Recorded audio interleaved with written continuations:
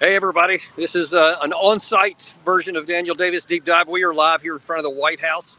Wanted to bring you a quick update on all the things that are going on with the Israel-Hamas war, some of which are happening right here in front of me. We'll get to that in just a second.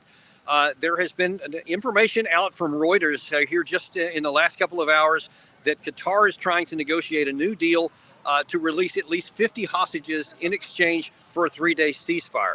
Now, this is coming on the heels of the Israeli fight going into the Al-Shifa hospital. And that started overnight last night and continues on to this day. At the Pentagon, one of the Pentagon White House spokeswoman was asked about what the U.S. knows about this, and she had this to say. We do have information that Hamas and the Palestinian Islamic Jihad uses some hospitals in the Gaza Strip, including the Al-Shifa hospital. Do you have any assets inside Gaza? We have no assets or boots on the ground in Gaza. So there's no gathering on the ground about this? That's right. So you have no one entering the hospitals to verify this information, right? We have no boots on the ground in Gaza. Now, the reason why that's significant and that line of questioning is significant is because as scenes continue to come out from that area, both in the hospital and around throughout the Gaza Strip of lots of Palestinian civilians who have been killed, going into a hospital is just something that is really hard to stomach for a lot of the Western people and certainly for those in the region.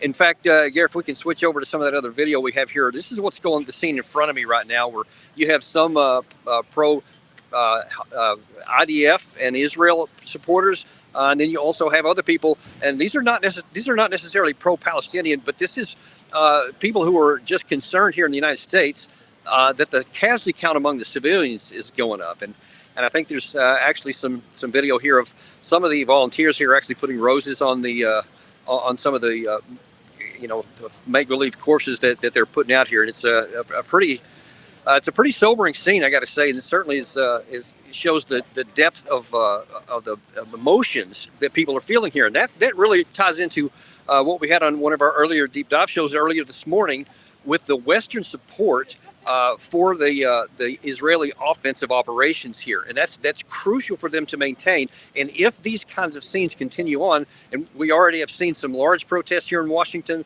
both pro-Palestinian and pro-Israel, just a day ago, and we've seen those large numbers of people. So the emotions are really filling up on both sides, and that's something that the White House is going to have to be concerned about as time goes on, because as we've shown you also on that map from the Google Earth that we have populated sometimes, you see how massive just the area of Gaza is and how many buildings the IDF is going to have to go through. And if these kinds of scenes continue to come on of destruction and of people dying, and some of these in the Al-Shifa hospital that are really getting a lot of attention around the world is of the premature babies who have been in incubators are now having to be taken out because the fuel is gone and the operations of the hospital can no longer function normally, and that's causing some of them to die, and that is anguishing for anyone to see, and that's going to continue to be a problem for the White House, because look, the October 7th is still a very painful issue for the people of Israel, and so many in America recognize that and sympathize with that because of what happened to us on 9/11. But as we see here, this is only the beginning, and just that scene right there where we're showing, you see how many houses there are, how many buildings there are. Most of these are high-rise buildings that have to be taken out floor by floor. In fact, that's what was going on in the Al-Shifa hospital earlier today. The reports that came out said that the Israeli Defense Forces were going room by room and floor by floor.